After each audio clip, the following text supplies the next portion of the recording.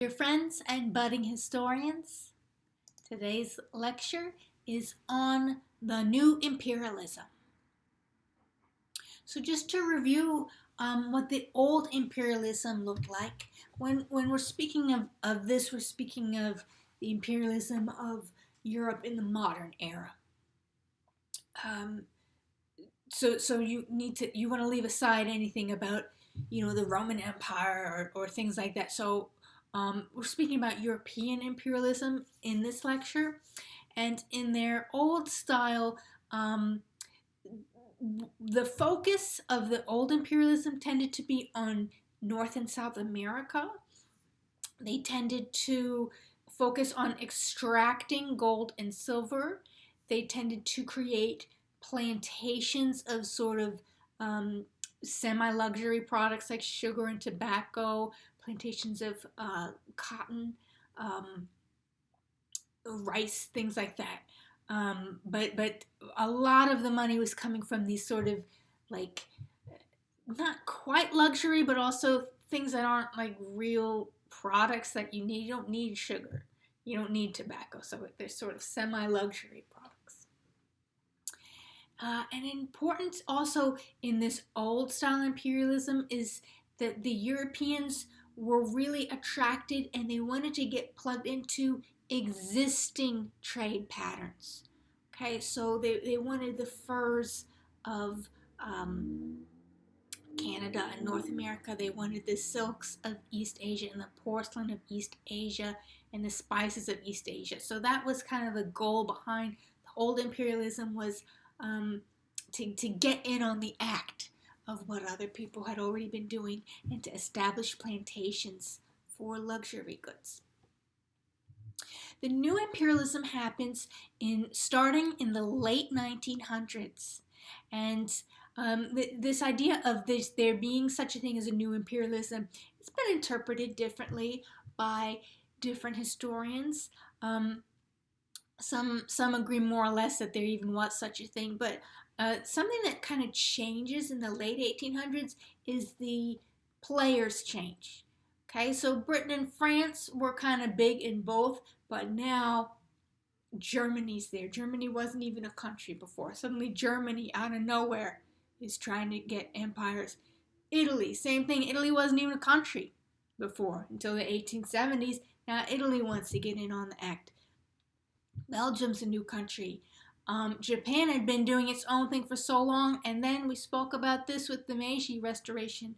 Seemingly out of nowhere, in the 1860s, Japan, boom, right there, right alongside the Western powers. Again, also the USA, new country, right, in on the act. So the whole competition element of the situation changes. Spain and Portugal retain some of their colonies. Remember, this is in the 1800s, so we saw Spain and Portugal lose a lot of their American colonies to revolutions. So a lot of the Americas were breaking free already in the 1800s. So Spain and Portugal are kind of not participating in this as much, but they're still there. They're still around. Okay, this new imperialism is so different because it focuses on tropical areas, particularly Africa and South Asia. And the thing about that is the Europeans were never able to go into those areas before. Whenever people from North America and Europeans went to tropical Africa or tropical Asia, they dropped like flies. They were dropping dead all over the place of malaria, sleeping sickness, parasites they would catch, yellow fever. Yellow fever was a really bad one, really big one in these areas. And suddenly, starting in the late 1800s, Europeans were getting a few new medicines and new medical techniques that allowed them to withstand particularly malaria with the use of quinine to treat it. the transportation was better and faster, so you could get in and get out more faster. You could get help faster. You could get into the interior of the continents more quickly on your railroads and your steamships. Your communications are better. And extremely important is the new mechanized war technologies. So where before things might have been a little bit of a mismatch between whatever war technologies the Europeans had versus the people they were going to bother, the late 1800s war technologies of things like a rapid fire weapon, which can just mow people down, that greatly opens up these worlds. Now the Europeans really have the upper hand.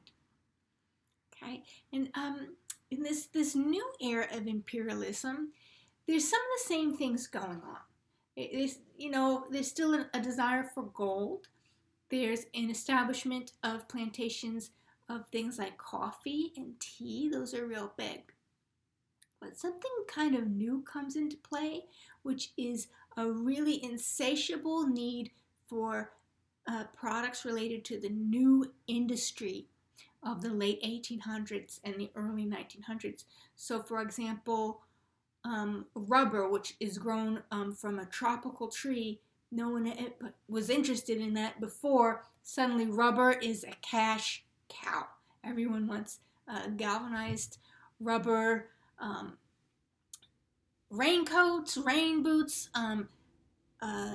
industrial like part of their machines, hoses, and later tires, inflatable tires made from rubber. So rubber is huge. Things like petroleum that weren't used so much, suddenly the new industry needed gasoline. So the Europeans are looking for places where there are natural stores of petroleum, such as in Malaysia. Okay, jute I mentioned in your PowerPoint slide. So that's a kind of a plant, and the fibers of the jute plant are used to make canvas. So again, we can connect that back to wartime, right? That or just different kinds of equipment, things like that. We also spoke in our talk about industrialization that more and more Europeans were moving to live in cities. And this meant that Europe was growing less food in terms of a percentage of people who needed to be fed. So increasingly, you'll also see the Europeans need food products, one of which is palm oil, which is often added to foods as an additive to kind of bulk it up, and it's what's used to make margarine. All right. As this new imperialism develops, the Europeans get this raw materials, the rubber, the jute, the palm oil, whatever else, cotton, all these raw materials. The Europeans get that from the colonies, they turn it into a finished product, and then they need someone to sell that product to. So in order to expand their market, the new imperialism also has an emphasis on selling those products back to the people in the new colonies. That's just a really quick whirlwind tour of sort of what new imperialism was and how it was a little different from what was going on like back in the 1700s. Okay, if you're in my global history class watching this and you're looking at the slides, I've made you a slide of select events of the new imperialism. I wanted to do key events and I couldn't even fit them all on there. It's just one thing after another of just different European countries going into these places and bothering the people there and then taking over. Sometimes with traditional imperialism of like conquering and saying this is our colony now, we own it. Sometimes in that kind of so-called soft imperialism way, like we saw in China, where they just kind of say, well, you can have your country, but we just want to come here and call the shots. Okay, so some of these issues we spoke about before with the Opium Wars in China, with Perry's fleet landing in Japan. So those were all kind of the early starts of the new imperialism.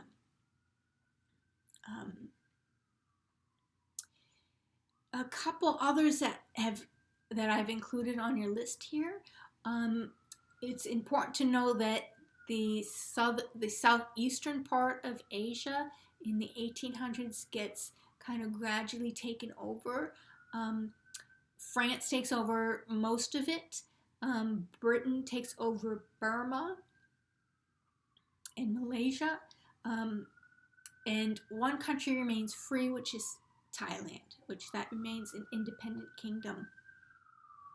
Okay. Meanwhile, in Africa, people are discovering gold and diamonds. So again, that might look a little like the old imperialism. Like as I mentioned, this new imperialism was opportunistic. It had all those old elements too. It had just added a new component. So when there is gold and diamonds in South Africa, people make a huge gold rush to South Africa. Okay. So probably the flagship event of New Imperialism that you must remember is the Berlin Conference. The Berlin Conference was a meeting in 1884 in Berlin, Germany, and it was a meeting of kind of all of the big powers of Europe. And at this meeting, the powers basically discussed how they were going to carve up and allocate Africa to themselves. It's an extraordinary event of hubris, the kind of understanding that Africa was there for the taking. No Africans were invited to attend this conference. The people holding the conference didn't even consider that might be a smart thing to do. In that sense, I think the Berlin Conference could be compared a little bit to the Treaty of Tordesillas that we studied many weeks ago, where the Pope kind of gave half the world to Spain and half the world to Portugal, and the rest of the world wasn't really consulted. So it's a similar kind of event of people just deciding, oh, you can get that now. Most of the places that they were allocating during this conference, no European had even set foot in these interior places. That didn't stop them. They had a map. The map was good enough for them. Okay, so that's really your flagship event of the new imperialism. It's part of something called the Scramble for Africa. I've shared with you two political cartoons about Britain in this time period. The one on the right is, I believe that's an American cartoon, and it's got the kind of chubby man, nicely dressed with the nice hat. So that's Britain, right? It's a very British kind of top-up hat kind of situation going on. And the cartoon is saying, yes, all these people are participating, but the biggest, the baddest one with the longest reach is Britain. So it's criticizing Britain. The image on the left has a man standing and kind of holding two strings. Okay, so I wouldn't expect you to necessarily recognize who that man is, but it's a real person. His name was Cecil Rhodes. He was very involved in the gold and diamond rush in where South Africa is today. And the idea of the cartoon is he's got one foot on the way southern point of Africa, and that he could stretch all the way with his other foot in Cairo in Egypt. And he's holding the strings of those diamond mines in one hand, and in the other hand the string to the Suez Canal. So it's saying that Britain can straddle the whole continent of Africa with these two footholds and these pulling those strings of economics.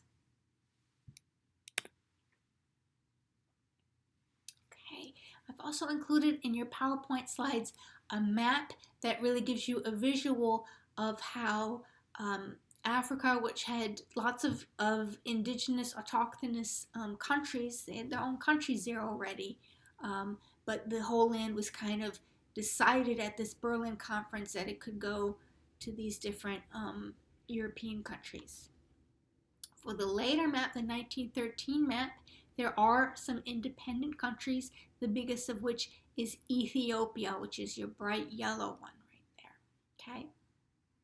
The pink on that particular map are the British colonies. So again, you can see very visually what they're talking about with Cape to Cairo. They want to go straight from the top to the bottom, so that can kind of make things easier for them to maneuver and make it safer for them. So they want an unbroken top to bottom situation. One of the most famous events of the scramble for Africa was the reign of King Leopold in the Congo. King Leopold II was the king of Belgium, and in our class we haven't spoken very much about Belgium before now, and that's because Belgium didn't exist in the earlier part of our class. The Kingdom of Belgium wasn't established until 1830. Belgium is a small country. It's right next to the Netherlands.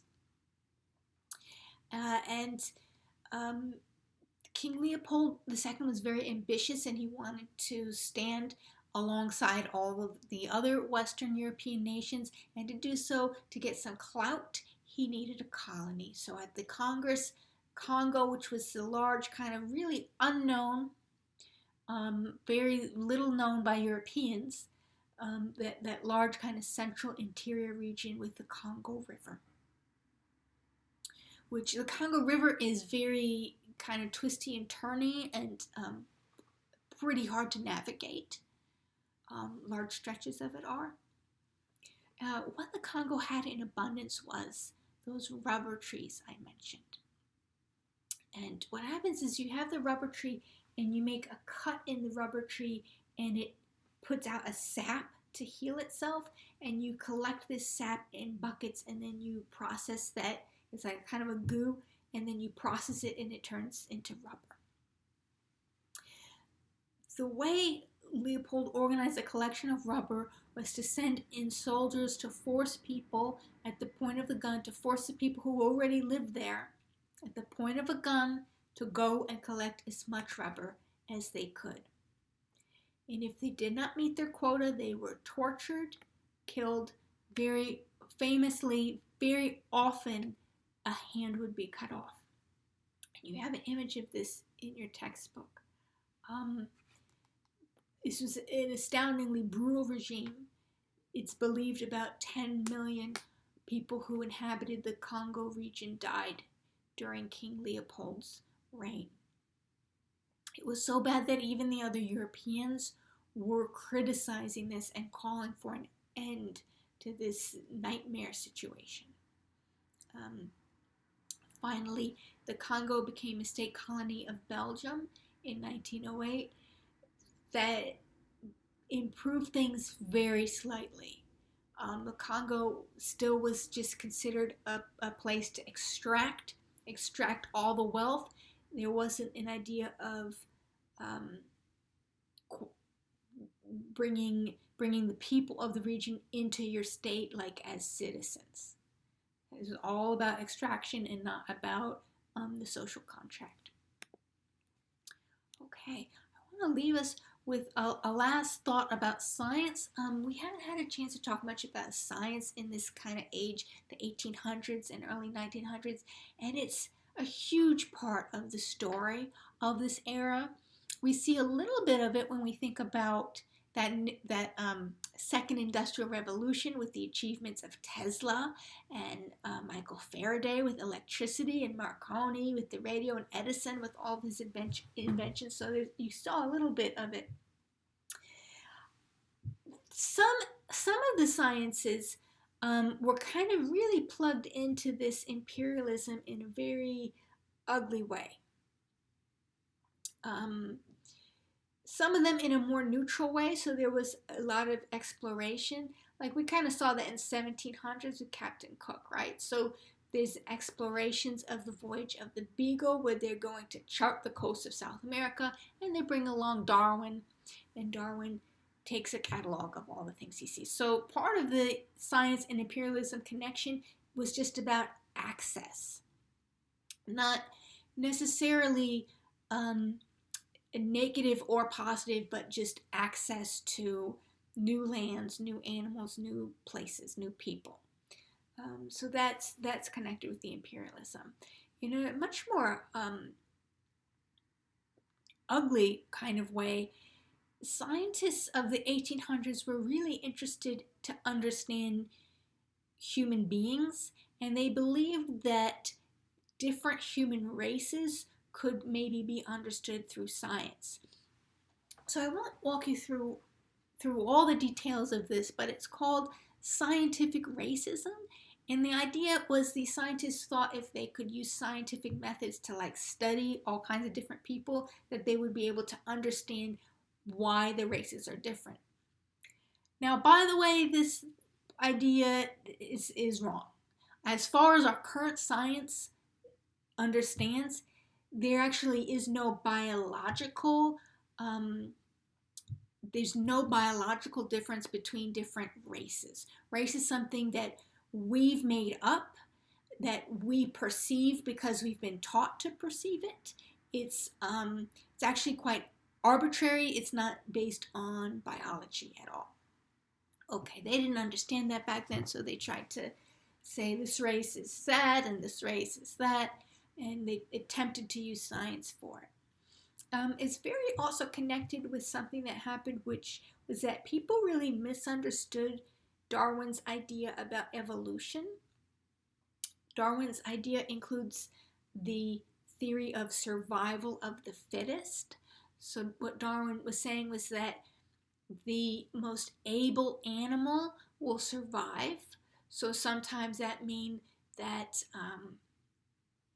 in the time after the dinosaurs went extinct, only the mammals who had the nice warm fur were able to survive, or the birds with their nice warm feathers, right? So again, it just has to do with what is fit for that context.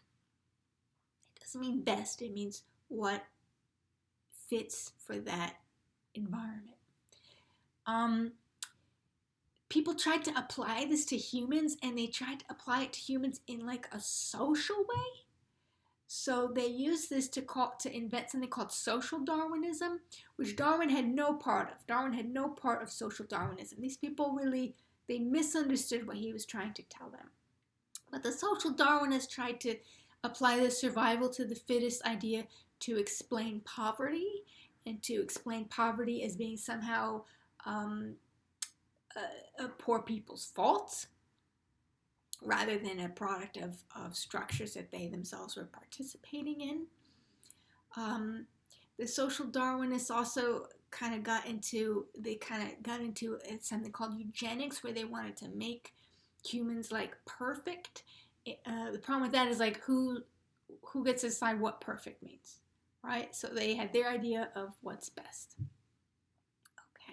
So that's a little tangential to what we've been talking about with this new imperialism, but I just wanted to point out that all of the other things you'll read about in your textbook are embedded in these other situations. So when you read about science, it's connected to the Industrial Revolution, right? When we talk about the Russian Revolution, it's connected to all of this capitalist imperialism that's going on, because the Russians, the Marxist Russians, they didn't like that. They didn't feel like that was a right way to treat people. All right, so I'll leave you with that reflection on the new imperialism. Thank you so much for joining me.